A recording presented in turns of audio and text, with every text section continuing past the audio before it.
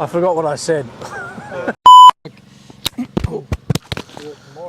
Pass me the microphone now. You're talking to me. Okay, welcome back to our next episode of Bike Chats. I am joined with Damo Cudlin and Tommy Edwards. We have been at the track this morning testing out the brand new Ninja ZX-4RR. Firstly, thanks for coming, boys, and testing this bike out. Now, can you tell me, what do you think of this bike?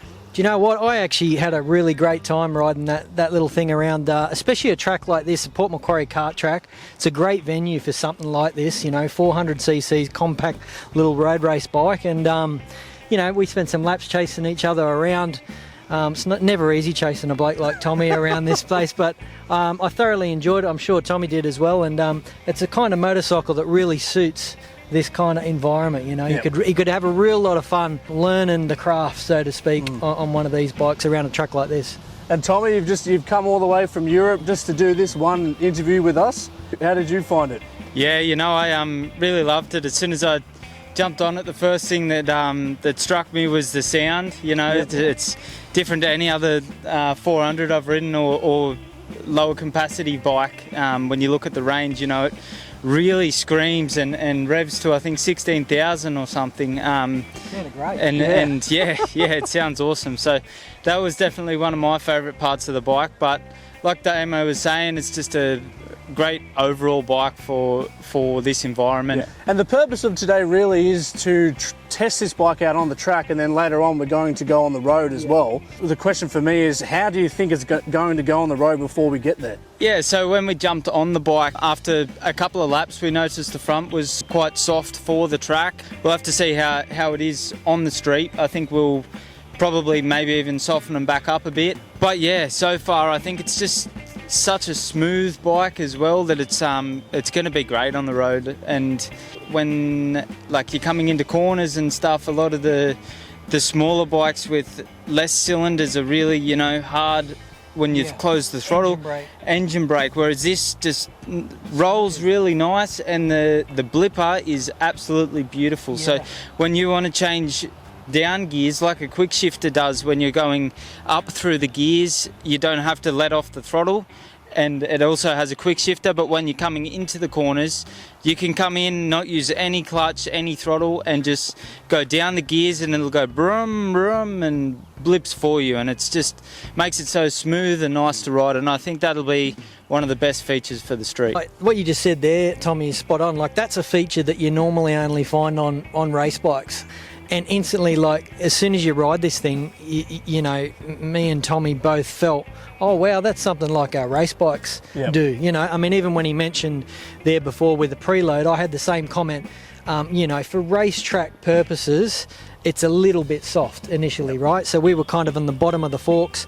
But the good thing was you got the adjustment there. Like, that's something most road bikes don't have in the form of the adjustment. So we could come in, say to Mark, look, give us a screwdriver, we're going to throw a couple of lines of preload on this thing and completely change the handling of the motorcycle.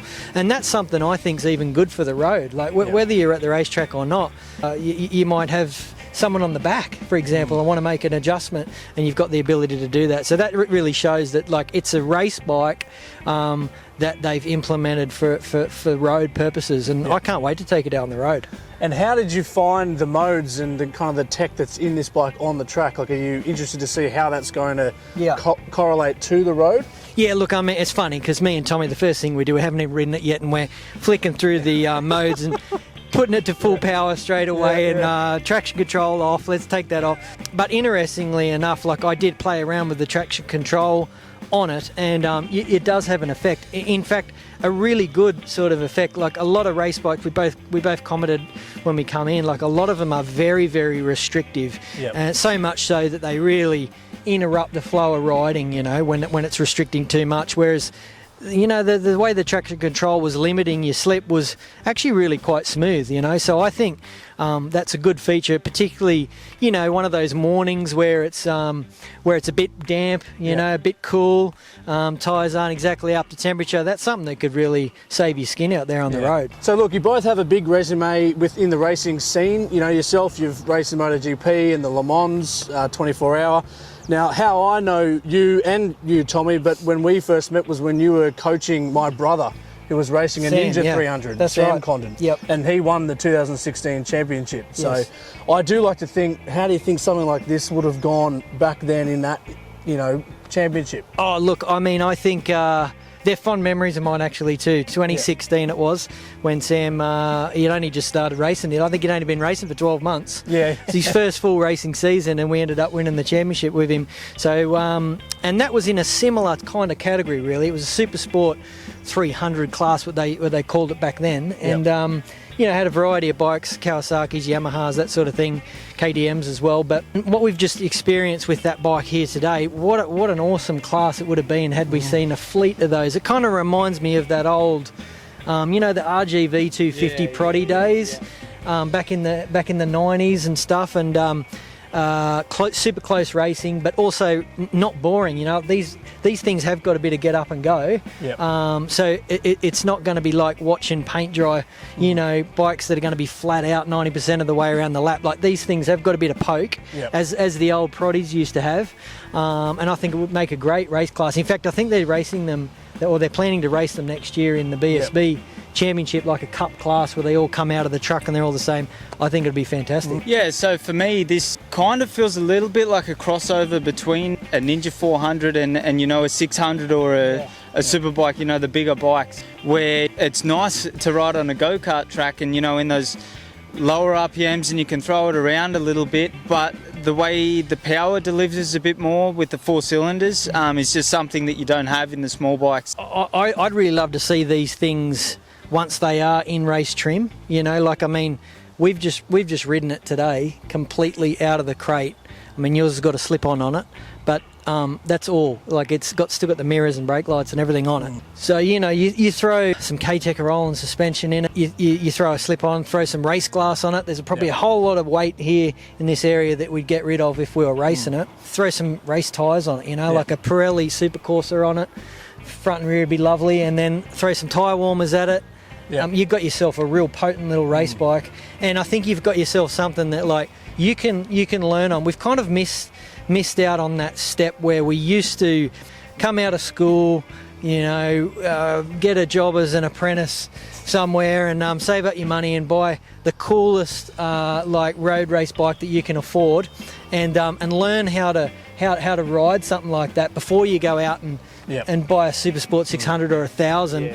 And I think, like this, it's filling that hole there that we've had for a long time. Like, this is something that looks cool at any cafe you're going to pull up to. All your mates are going to be impressed with one of these things. Yep. And you're not going to sort of get yourself into as much trouble as you would if you went out and bought 1000 straight up. You know what I mean? You can learn the craft of riding on the road and road racing, and then move on.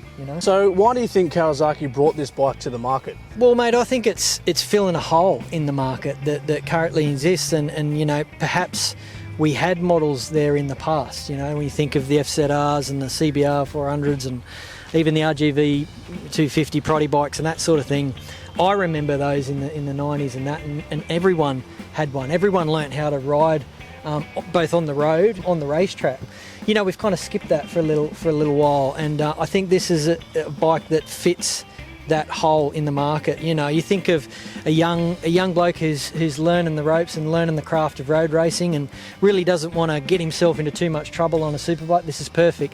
Think of someone like Mark, who's been riding for years, but he's not riding as much as he probably used to, and on something like this, on these small circuits like here, the Port Macquarie kart track, or South Circuit at Eastern Creek, you take it down to a ride night. This is like a perfect bike for one of those, and it's budget friendly if you want to do that. So it does tick a lot of boxes, and is better in a lot of ways than a bigger bike that, if you're not riding them all the time, you can get yourself into trouble pretty quickly. And they're not LAMS approved. That is a question that we get asked all the time. Yeah, pity, isn't it? It's would be great if it was, but having said that, having ridden it in standard trim, it's a potent little thing. It certainly packs a bit of punch, that's for sure, and you kind of want that out of this thing. It'd be a shame if something looked that good and it didn't go like it. But it really does, you know, especially in that standard trim like it is out of the crate around here today. I was thoroughly impressed, and I'm really looking forward to riding it on the road too, because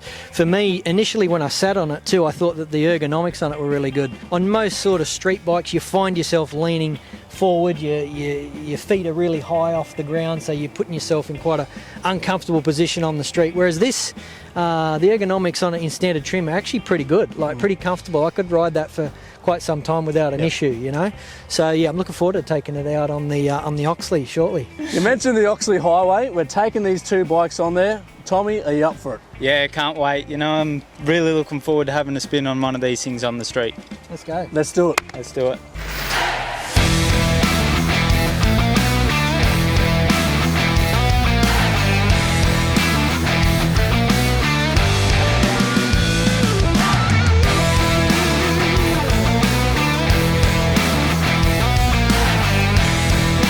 Okay, so you've just experienced the Oxley Highway on these two ZX-4RRs. Tommy, how'd you go? Yeah, I absolutely loved it. I think the ergonomics of the bike especially was a big standout for me. You know, just how comfy it was to ride always. We rode for quite a while and I wasn't sore at all. You know, sometimes I get a bit stiff from being over or whatever, but I think it was a perfect balance of, you know, when there is a tighter corner or whatever, you're still in that sporty position without having much strain on your arms after riding for a long time. I found too that the throttle connection was really good. You know, like I've been in tons of these, you know, even the smaller capacity twins, where when you're in and out of traffic and you're right in that sort of point of throttle on and throttle off, they can be really lumpy and really jerky. It's like you've almost got to keep dragging the rear brake or something at times in traffic, whereas this thing, the connection on the throttle is really good, really smooth. So like I think that'd be a huge benefit if you're riding it in and out of traffic and stuff. The one I rode on track this morning was the standard exhaust, and this one had the Akropovich full system on it. I've got to tell you, I'm blown away at the improvement it made, because that thing really goes a lot harder than that. The response is so much better, the acceleration's better, and it also makes like the automatic blipper work heaps better. Like I didn't really get the big advantage of that this morning on the track with that one, but as soon as I got on this one, I could just feel that blipper was excellent, like so smooth, as good as some race bikes that I've ridden. You know, some really good race bikes. So for a standard thing, I think that's really good. And now that you're on the road, you know, we did a bit of track this morning. I guess now, being on the road, you can really focus in on that dash. How'd you find that? Yeah, I mean, I'm glad you brought it up, because that dash, like I actually played with both displays, you know, because you've got the option to have it like a real race bike, like gear position sensor and, you know, big focus on the tacho and shift light and all that sort of stuff, and then you can swap it back to like a road display, you know, where there's a lot more info that's relative to road riding. So I played around with both of those, and I think again, like for a standard bit of kit, it's really good. And Tommy, how did you find the dash? Yeah, I thought it was really good. As Damo said, it's got the track and the street mode, just the display of the dash, so that was really handy, and I switched them over between the track and the road, and you know, it's like Damo said, it's just got a lot more relevant information for the road. Another really good thing about the dash was there's different modes in there, so you've got your track mode, your street mode, your wet mode, and also a custom mode. So I switched between the track mode and the street mode. You know, it just gives you a little bit more traction control, you know, just delivers the power a little bit smoother, so not as direct with the throttle. But, you know, I thought it's just so good being able to have them options there. You know, there's not many bikes of this capacity that have the advancement of this technology, you know, and being able to change the traction control and a lot of other things that I haven't even got to yet in the dash. It's almost the perfect bike to get up in the morning, ride to the track, ride around at the track, and ride home. Exactly. Yeah, I mean, spot on. I think they've struck a good balance there between like getting one motorcycle that's good in both of those environments. You know, like we've tested it in both today, and like it's done really well in both. And I think that's probably what Kawasaki are aiming for. And in my book, I think they've come up with a good compromise between the two. Yeah. So, boys, we've had it on the track, we've had it on the Oxley Highway. One main question we get asked a lot: How'd the brakes go? Yeah, you know, I think the brakes are one of the standout features on this bike. Definitely better than anything I've ridden in their field, in their class. You know, with the twin disc front end, it's obviously just stops on a dime. Yeah, I mean, like I remember when we mentioned about Sam, you know, racing that class a few years ago, and I remember all the issues we constantly had because we had a single disc on there, and it just didn't matter what you did in terms of brake disc or brake pads or brake fluid, you know, everything we tried to do, you were limited in a lot of ways. And I'll tell you, the extra stopping power you get from having two discs on there, it's really worthwhile. Like, it's made a big difference. And I think not only on the track, but also on the road, you know, like a big difference, a big improvement. I think it was needed. I'm glad they've done that. Well, we've had a cracking day up here on God's Country on the Oxley Highway. I hope you guys have had a fantastic day riding these bikes around. Thank you for coming and enjoying the day with us. Thank you. Thanks for having me, mate. I've really enjoyed it. Like, we've got to see everything about these bikes, haven't we? We've got to test it on track, got to test it on road, on a beautiful piece of road too, you know, from the Port Macquarie kart track straight on the Oxley Highway. How good's that? So we got to test everything, and I've really enjoyed myself. So thanks for having me. And Tommy coming all the way from Europe for this, mate. Yeah, no, it was a great day. Thank you very much. I really enjoyed it and loved the bike, and had a great day. Awesome. Well, we'll see you on the next episode of Bike Chats.